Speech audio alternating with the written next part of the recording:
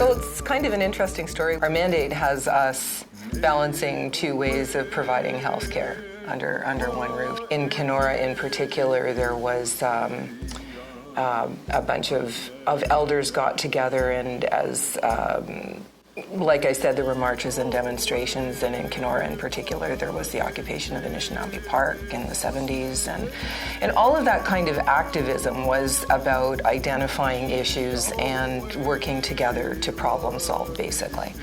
And health, on a number of different levels, was one of the issues that was recognized and addressed. My father and I were like best friends. He was a unique individual, my father.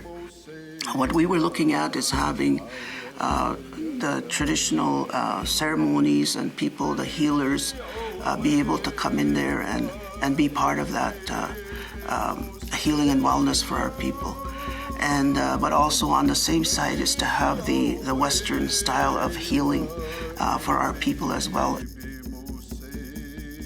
If I asked the Spirit to send him that information, he would dream it. He would know it. And essentially having that health access center, he was the right person. That healing place that he dreamt of would be that Wasegijik Nananduegamik. Some of the earlier founding board members that I worked with, and some of the people that I worked with on the developmental piece, were also part of that other history that I alluded to previously. And so I think it's really important to acknowledge all of the work that they did to set the stage to make this possible when there were finally resources available to do it with. That's how Wasegijik came to life. That's how it evolved, was through ceremony, like literally through ceremony. We serve a fairly large catchment area in the Kenora area that includes 10 First Nations communities. We're not a one-stop shop. We're not everything to all people, but we have resources that can identify problems, and if they're not that serious, they can support resolving them. But if it's something that requires a little bit more specialized care, then we make referrals to other organizations. The client needs to be at the center, right? So you need to focus on clients. And if you look at the geography, we were able to divide it into 4 regions that kind of coincide with the medicine wheel directions. So we have a north team, an east team, a south team, and a west team. We do screenings on kids 0 to 13 years of age. A couple other programs that I do are the adult clinics. So we run clinics similar to what people would get if they were to access care at a dental office here in town. My work, cultural coordinator, we do various kind of healing for our people. But what also Wnhac does when I talk about community visits, right? We do those health consultations at the community too, the traditional health consultations, and much like the health promoters when they go to the communities, the dental hygienists, the nurse practitioners, it's reaching out to them. One of the departments is the hostel. We do intake. People come in to stay in the hostel, and we take their names, and then we take them to their rooms and show them around. You know, when they come in, we always welcome them, you know. And some of them, they have relatives in the hospital, and they stay in a hostel close to their family for support. It's a place where it's run by a board of directors. it's owned by Anishinaabe people. They can feel like this is their home they can come to and have a say in how it's run. At Wnhac, we have traditional health promoters, and we have interpreters if needed, especially for the elders. Communication has a big part to do with it. Well, we like to focus on the holistic well-being of our clients, so taking an Indigenous perspective on it and trying to involve the cultural aspects of it. I'll go into homes and I'll sit with people, discuss, what their plans are, what their goals are, and that's a little bit different from them having to come into the clinic.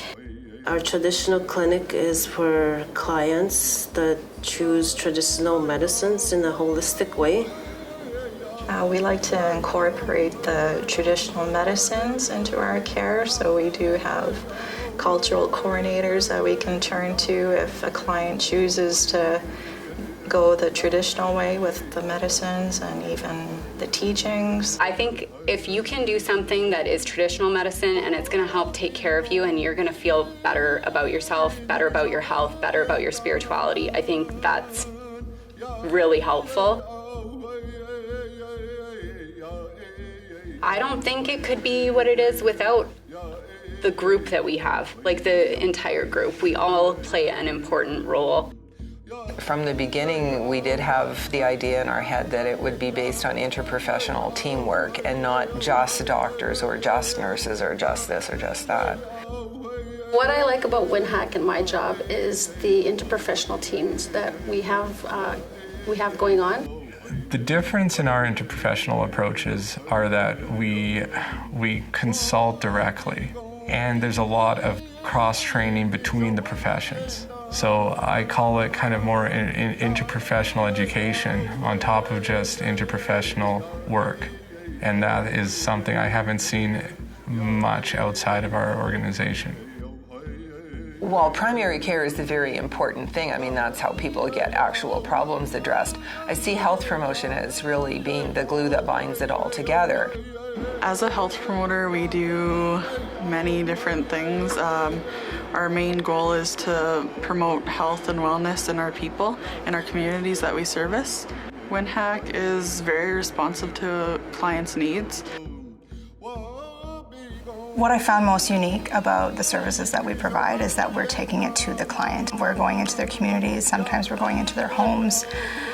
We're bringing our services to them, which kind of levels the playing field. That way they don't have to deal with transportation issues. Going into the homes, they open up a little bit more, they introduce you to their families, their pets, they show you their living situation. And it's just, it's more well-rounded, and it's easier for them sometimes to open up and tell us what's really going on.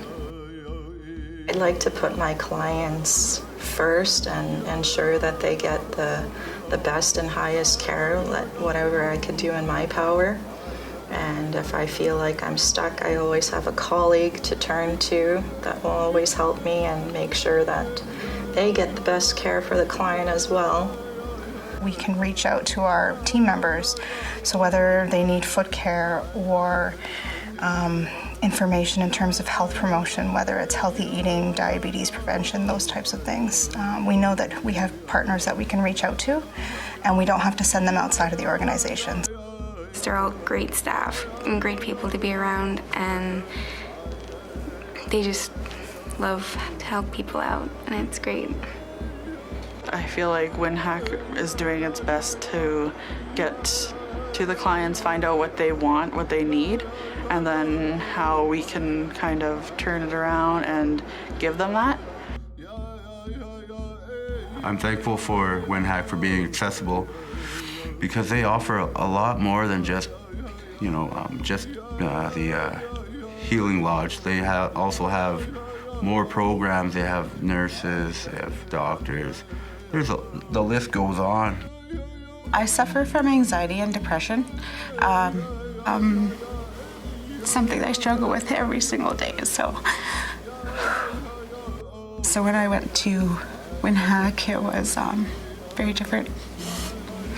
It was, I think it helped me more than any place, like any other place, has been able to help me.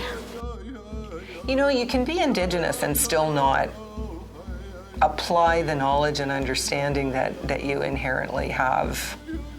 And conversely, you can be non-Indigenous and just somehow be able to do that through the right combination of personal characteristics and knowledge and understanding. So you sort of try to look beyond that superficial to the heart of the people that we're hiring to see whether it's in the right place for what it is that we're choosing to do, because that's what's most important at the end of the day. Walking together. Walking together. Walking together. Walking together. Walking together. Walking together. Walking together. Walking together to achieve Mino b'matiswin. Minno b'matswin. Minno b'matiswin. Minno b'matisewin. Minno b'matiswin. Minno b'matiswin. Minno b'matiswin. Mino b'matsuin.